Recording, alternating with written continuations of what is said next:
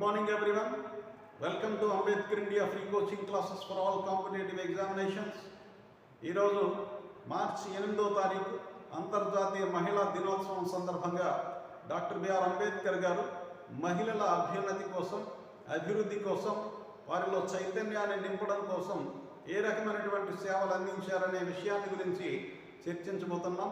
ఎందుకంటే last ABPSC group 1 మెయిన్స్లో దీనిపైన ఒక క్వశ్చన్ అడగడం జరిగింది. ముందుగా మహిళామూర్తులందరికీ కూడా అంతర్జాతీయ మహిళా దినోత్సవ శుభాకాంక్షలు. ఒక దేశం కానీ, ఒక సమాజం కానీ ఎంత అభివృద్ధి చెందిందో, ఎంత ప్రగతి సాధించిందో తెలుసుకోవాలంటే ఆ సమాజంలో ఉండేటువంటి మహిళల స్థితిగతుల గురించి, వారి అభివృద్ధిని కొలమానంగా తీసుకోవాలని చెప్పి డాక్టర్ అంబేద్కర్ గారు అభిప్రాయపడ్డారు. మరి ఆ మహానుభావుడు మహిళల అభివృద్ధి కోసం, వారి స్వేచ్ఛ స్వాతంత్ర్యాల కోసం ఏ రకమైనటువంటి ఆలోచన విధానాన్ని కలిగి ఉన్నారు, ఏం చేశారనే దాని గురించి డీటెయిల్డ్గా చర్చిద్దాం. ఇందులో మొదటి అంశం మహిళలకు ఓటు హక్కు గురించి. అప్పట్లో ఓటు హక్కు అనేది ఆస్తి ఉండే వాళ్ళకి, చదువుకున్న వాళ్ళకే పరిమితమై ఉండేది. కానీ దాన్ని అందరికీ వర్తింపజేయాలని చెప్పి డాక్టర్ అంబేద్కర్ గారు కోరారు. 1919లో సౌత్ బరో కమిషన్ ముందు కానీ, అలాగే 1928లో సైమన్ కమిషన్ ముందు కానీ మహిళలకు కూడా పురుషులతో సమానంగా ఓటు హక్కు కల్పించాలని చెప్పి బలంగా వాదించడం జరిగింది. మరి భారత రాజ్యాంగంలోని ఆర్టికల్ 326 ద్వారా కుల, మత, లింగ భేదం లేకుండా 18 సంవత్సరాలు నిండిన ప్రతి ఒక్క భారతీయ పౌరుడికి కూడా ఓటు హక్కు ఉండాలని చెప్పి బలంగా వాదించడం వల్లే ఈరోజు భారతదేశంలో మహిళలందరికీ కూడా భారతదేశం రిపబ్లిక్ అయిన మొదటి రోజు నుంచే ఓటు హక్కు అనేది లభించింది. కాబట్టి ఓటు వేసే ప్రతి మహిళ అంబేద్కర్ గారిని తప్పనిసరిగా గుర్తుపెట్టుకోవాల్సినటువంటి అవసరం ఎంతైనా ఉందని చెప్పి తెలియజేస్తున్నాను. ఇక రెండో విషయాన్ని చూస్తే పురుషులతో సమాన పనికి సమాన వేతనం అనే అంశాన్ని గురించి చర్చిద్దాం. 1942-46 మధ్యకాలంలో అంబేద్కర్ గారు వైస్రాయ్ ఎగ్జిక్యూటివ్ కౌన్సిల్లో కార్మిక మంత్రిగా పనిచేసిన కాలంలో మహిళలకు ఎన్నో సదుపాయాలు, సౌకర్యాలు కల్పించడం జరిగింది.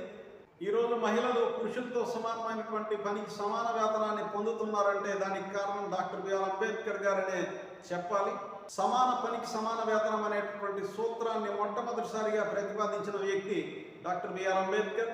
భారత రాజ్యాంగంలోని ఆదేశిక సూత్రాల్లో ఆర్టికల్ 39D ద్వారా సమాన పనికి సమాన వేతనాన్ని పురుషులతో సమానంగా మహిళలకు కూడా ఇవ్వాలని చెప్పి నిర్దేశించారు. అలాగే ఆర్టికల్ 39E ద్వారా ఆర్థిక దుస్థితి వల్ల కార్మికులు కానీ, మహిళలు కానీ, బాలలు కానీ తమ వయస్సుకి మించి, శక్తికి మించిన పని భారంతో వారి ఆరోగ్యం మీద దుష్ప్రభావం చూపే విధంగా బలవంతంగా వారి చేత పని చేయించరాదని చెప్పి కూడా తెలియజేయడం జరిగింది. ఇక మూడవ అంశం మహిళలకు ప్రసూతి సౌకర్యాలు, మెటర్నిటీ లీవుల గురించి. 1942లో మెటర్నిటీ బెనిఫిట్ చట్టాన్ని తీసుకొచ్చి మహిళలకు మెటర్నిటీ లీవ్ని హక్కుగా కల్పించి వారికి ప్రసూతి సెలవుల్ని మంజూరు చేయించారు. భారత రాజ్యాంగంలో ఆర్టికల్ 42 పొందుపరచడం ద్వారా స్త్రీలకు ప్రసూతి సౌకర్యాలు అనేవి కల్పించబడుతున్నాయి. అందువల్లే ప్రభుత్వ ఆసుపత్రుల్లో డెలివరీ అయిన మహిళలకు నేషనల్ మెటర్నిటీ బెనిఫిట్ స్కీమ్ ద్వారా కానీ, జననీ సురక్ష యోజన పథకం ద్వారా కానీ, ప్రధానమంత్రి మాతృవందన యోజన పథకాల ద్వారా కానీ మహిళలకు ఆర్థిక సాయాన్ని, ప్రసూతి సదుపాయాలని కల్పించడం జరుగుతుంది. ఇక నాలుగో అంశం సమానత్వ హక్కు. పురుషులతో పాటు మహిళలు కూడా సమానంగా ఎదగాలని చెప్పి వారు ఏ రకమైనటువంటి వివక్షకు లోను కాకూడదనేటటువంటి ఉద్దేశంతో సమానత్వ హక్కులో ఆర్టికల్ 15 and 16లను చేర్చడం జరిగింది. మరి ఆర్టికల్ 15 and 16ల ద్వారా మహిళలకు సమాన హక్కులు, అవకాశాలు కల్పించడం వల్లే ఈరోజు మహిళలు అన్ని రంగాల్లో కూడా పురుషులతో ధీటుగా పోటీపడి సత్తా చాటగలుగుతున్నారు. అలాగే 1928లో సైమన్ కమిషన్ ముందు కూడా కేవలం పురుషులకే కాకుండా మహిళలకు కూడా చట్టసభల్లో ప్రాతినిధ్యం ఉండాలని చెప్పి, అప్పుడే వారి సమస్యలు పరిష్కారం అవుతాయని చెప్పి బలంగా వాదించారు. అలాగే రాజ్యాంగంలోని ఆర్టికల్ 15(3) ద్వారా మహిళలకు, పిల్లలకు ప్రత్యేక మినహాయింపులు, సౌకర్యాలు కల్పించాలని చెప్పి తెలియజేశారు. మరి ఈ వెసులుబాటు కారణంగానే విద్యా ఉద్యోగ అవకాశాల్లో మహిళలకు 33% రిజర్వేషన్లు అనేవి సాధ్యమయ్యాయి. అలాగే నారీ శక్తివందన్ అధినియం పేరుతో 2023లో మహిళా రిజర్వేషన్ బిల్లు కూడా ఆమోదించబడింది. ఇక 5వ అంశం కోల్ మైన్స్ సేఫ్టీ చట్టం 1944 గురించి. బొగ్గు గనులు భూగర్భంలో మహిళలు పనిచేయడం వల్ల వారి ఆరోగ్యంపై దుష్ప్రభావం పడుతుందని గుర్తించినటువంటి అంబేద్కర్ గారు గనుల చట్టాన్ని సవరించి బొగ్గు మైకా గనుల్లో పనిచేసేటువంటి మహిళలు తక్కువ లోతులోనే పనిచేయాలని చెప్పేటువంటి నిబంధనలు తీసుకొచ్చి వారికి రక్షణ కల్పించారు. అలాగే వారి పని గంటల్ని కూడా 14 నుంచి 8 గంటలకు తగ్గించడం జరిగింది. అలాగే ఈ చట్టం ద్వారా మహిళా కార్మికుల ఆరోగ్యము, విద్య, గృహ వసతి కోసం మహిళా కార్మిక సంక్షేమ నిధిని కూడా ఏర్పాటు చేశారు. ఇక 6వ అంశం స్త్రీ విద్య, ఆరోగ్యం గురించి. మహిళలకు విద్య లేకపోతే సమాజం వెనుకబడిపోతుందని బలంగా నమ్మిన అంబేద్కర్ గారు స్త్రీల కోసం ప్రత్యేక విద్యాలయాలను స్వయంగా స్థాపించడం జరిగింది. 1924లో ఆయన స్థాపించినటువంటి బహిష్కృత హితకారిణి సభ ద్వారా బాలికలకు ప్రత్యేక వసతి గృహాలు, గ్రంథాలయాలు ఏర్పాటు చేశారు.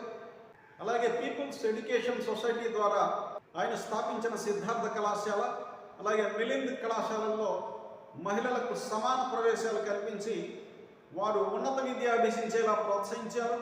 ఈరోజు అంగన్వాడీ కేంద్రాల్లో పిల్లలు, బాలింతలు, గర్భిణీ స్త్రీలు ఆరోగ్యంగా ఉండడానికి గుడ్లు, పాలు, బాలామృతం మొదలగు పౌష్టికాహారాన్ని ప్రభుత్వాలు సరఫరా చేస్తున్నాయంటే దానికి కారణం డాక్టర్ బిఆర్ అంబేద్కర్ గారు భారత రాజ్యాంగంలోని ఆదేశిక సూత్రాల్లో పొందుపరిచినటువంటి ఆర్టికల్ 47 ద్వారా సాధ్యమైందని చెప్పక తప్పదు. ఇక 7వ అంశం స్త్రీ విముక్తి కోసం అంబేద్కర్ రచనలు చూస్తే పాకిస్తాన్ దేశ విభజన అనేటువంటి పుస్తకంలో ముస్లిం మహిళల అణచివేత గురించి, వారి సమస్యల గురించి, సంస్కరణల గురించి, అభివృద్ధి గురించి చాలా విషయాలు తెలియజేశారు. మరి వారి రచనల ద్వారా మహిళల తాలూకా స్థితిగతుల్ని, సమస్యల్ని ప్రపంచానికి తెలియజెప్పడం ద్వారా వారిలో ఒక చైతన్యాన్ని తీసుకురావడం జరిగింది. 1927లో ఆయన నిర్వహించినటువంటి మహత్ చెరువు ఉద్యమంలో సుమారు 500కు పైగా మహిళలు పాల్గొనడం విశేషం. ఇక 8వ అంశం హిందూ కోడ్ బిల్. అంబేద్కర్ రూపొందించినటువంటి హిందూ కోడ్ బిల్లో మహిళలకు తండ్రి ఆస్తిలో సమానమైనటువంటి వాటా, వారసత్వ హక్కులు, విడాకులు తీసుకునే హక్కు, ఆస్తి హక్కులు, పునర్వివాహం చేసుకునే హక్కులు, భర్త నుంచి పరిహారం పొందేటువంటి హక్కు, దత్తత తీసుకునేటువంటి హక్కు మొదలుగునవి కల్పించబడ్డాయి. ఆ కాలంలో స్త్రీల మీద నియంత్రణ, ఆధిపత్యం కొనసాగేది. స్త్రీలను ఆస్తిగా పరిగణించేవారు. వారికి సమానమైనటువంటి అవకాశాలు లేవు, హక్కులు లేవు, చదువుకునేటువంటి అవకాశం కూడా లేదు. వేల ఏళ్లుగా భారతదేశంలో స్త్రీలు మౌనంగా మోస్తున్న బానిస సంఖ్యలను హిందూ కోడ్ బిల్లు ద్వారా తెంచివేసినటువంటి స్త్రీ దాస్య విమోచకుడు doctor BR Ambedkar.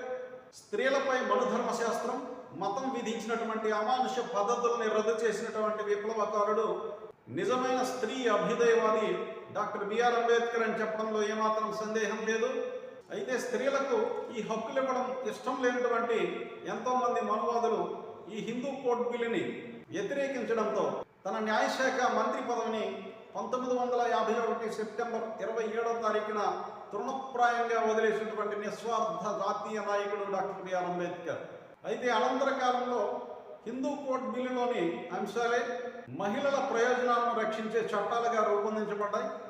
Example 1955లో Hindu వివాహ చట్టం, 1956లో హిందూ వారసత్వ చట్టం, 1956లో హిందూ దత్తత మరియు పరిహార చట్టం, అలాగే 1956లోనే హిందూ మైనారిటీ గార్డియన్షిప్ చట్టాన్ని రూపొందించారు.